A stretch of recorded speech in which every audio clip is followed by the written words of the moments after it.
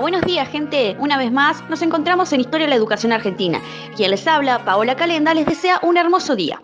Hoy, en nuestro último episodio sobre educación, leyendo un poco sus mensajes anteriores, opiniones y aportes, les propongo deliberar en lo siguiente. De la colonia a la conformación de los estados modernos, ¿cuáles fueron los debates y experiencias educativas que se gestaron? Si bien existen elementos de continuidad y ruptura en el vínculo pedagógico entre el periodo colonial y el presente educativo, como pudimos ver en los episodios anteriores, la continuidad radica en la persistencia de una dinámica de imposición y dominación en la relación entre las autoridades educativas y las diversas comunidades. Les propongo que dividamos nuestros pensamientos en 4 momentos fundamentales para poder responder a la consigna del día.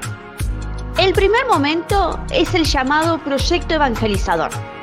Los sujetos que enseñaban eran los representantes de la corona española y la Iglesia Católica, quienes se consideraban autorizados para enseñar a los pueblos indígenas sobre la fe cristiana y la autoridad del rey. Si alguno de ellos, de los pueblos indígenas, no aceptaban ser evangelizados, eran castigados. El vínculo que se desarrollaba pedagógicamente se refería a que la única transmisora de conocimientos y normas sociales era la Iglesia Católica y los sujetos que la acompañaban, es decir, la corona española. Los demás sujetos eran receptores de dicha transmisión y la debían aceptar tal como la recibían. De lo contrario, no eran aceptados socialmente.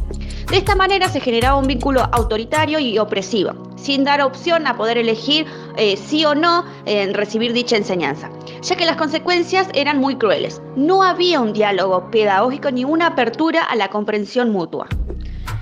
Al segundo momento lo vamos a llamar época colonial, y acá vamos a encontrar protagonistas fundamentales para dicha época. Mariano Moreno, que proponía una educación de carácter científico y dio la fundación a la Biblioteca Nacional para poder resguardar y difundir la cultura. Manuel Belgrano, que destacaba la relación entre educación y trabajo. Él entendía que la educación pública era condición para tener una sociedad independiente, ampliando el ingreso a personas que no habían tenido la posibilidad de poder ingresar a las aulas. Moreno abogaba por una educación dirigida principalmente a los jóvenes de clases privilegiadas, con énfasis en la formación cívica y moral. Belgrano, por otro lado, tenía una visión más inclusiva y quería que la educación llegara a todos los sectores de la sociedad, enfatizando la enseñanza de habilidades prácticas. Luego también vamos a encontrar a Esteban Echeverría y Juan Bautista Alberdi, que consideraban que la educación era esencial para la construcción de una sociedad justa y equitativa, proponiendo una educación que fomente el pensamiento crítico, la igualdad social y la participación ciudadana. Por último, vamos a encontrar a Sarmiento, que pensaba a la educación como un medio para elevar la moral y ética de la sociedad. Estos pensadores reconocían que la educación debía adaptarse a los avances y cambios sociales de su época. Abogaban por una educación moderna que incluyera ciencia, tecnología y conocimientos actualizados. Aseguraban así que los ciudadanos estuvieran preparados para las demandas de una sociedad en evolución.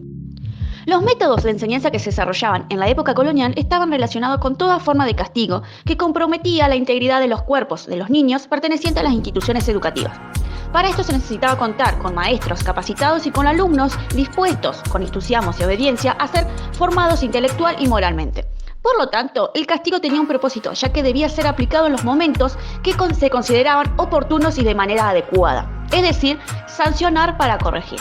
Al educador no se le podía cuestionar sus acciones disciplinadoras, pero para conseguir ese respeto se debería comprender que ninguna clase de castigo debía imponerse sin una justa medida. Y al imponerlo tenía que ser doloroso tanto para el que lo impone como para el que lo recibía. Los saberes que se enseñaban eran los que se consideraban adecuados para responder a las necesidades del poder social. Se necesitaban sujetos que respondieran a las ideologías políticas, culturales y económicas. Ante esto se planteaba que los alumnos debían aprender todos los usos y prácticas en el campo para poder propiciarse al servicio de criados de las ciudades. Los saberes enseñados incluían lectura, escritura, aritmética y conocimientos elementales de geografía e historia. Los destinatarios eran principalmente niños de la clase social alta y media. En el tercer momento vamos a hablar sobre normalismo, positivismo y alternativas pedagógicas como la escuela nueva. El normalismo fue un movimiento educativo que surgió en el siglo XIX con el objetivo de establecer normas para la formación de maestros y la enseñanza en escuelas primarias. Sin embargo, este movimiento no fue uniforme ni homogéneo, ya que hubo diversas corrientes y enfoques que no se alinearon completamente con la visión hegemónica de la educación que promovía el normalismo. Buscaba establecer una metodología pedagógica sistemática y uniforme para la formación de maestros, con la intención de garantizar la calidad de la educación en las escuelas. Esto incluía la creación de instituciones específicas, como las escuelas normales, destinadas a la formación de docentes siguiendo principios pedagógicos y normativas estandarizadas. Con la creación de las escuelas normales, el normalismo se extendió por todo el territorio nacional, combinando distintas tradiciones tales como el positivismo, el espiritualismo y otros. Los docentes pertenecientes a esta corriente atribuían a la educación laica, pero eran católicos. Dentro de la corriente normalizadora, el docente era considerado el dueño del saber y educar al ciudadano era su misión. Y en este momento vamos a encontrarnos con dos hechos fundamentales. En un primer momento vamos a hablar de la Ley 1420, que fue promulgada durante la presidencia de Julio Argentino Roca y es considerada la base primordial del sistema educativo nacional. La Ley de Educación Común, sancionada el 26 de julio de 1884 y promulgada el 8 de julio de 1884, establece educación laica y obligatoria, gratuidad, libertad de enseñanza, formación de maestro, contenido del currículo.